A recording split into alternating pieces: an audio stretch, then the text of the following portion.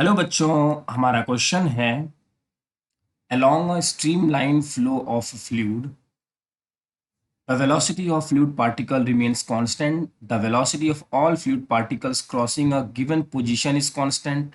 The velocity of all particles at a given instant is constant. The speed of fluid particle remains constant. तो देखिए बच्चों, question हमारा ये है कि स्ट्रीमलाइन फ्लो ऑफ फ्लूइड के लिए along streamline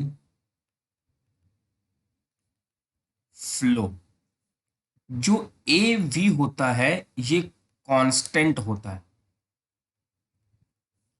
इसका मतलब क्या है? A V is equal to constant का मतलब ये है, it means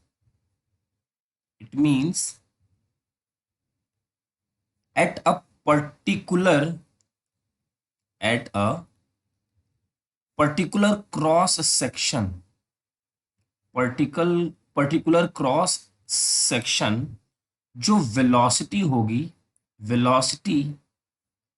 of all fluid particles are constant.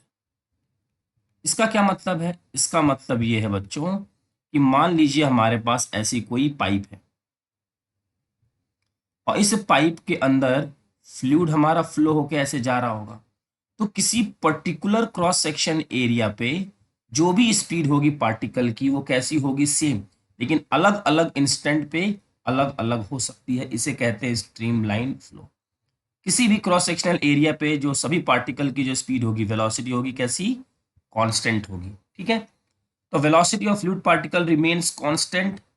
तो क्रॉस सेक्शनल एरिया पे कांस्टेंट रहेगी, ये ऑप्शन रॉन्ग।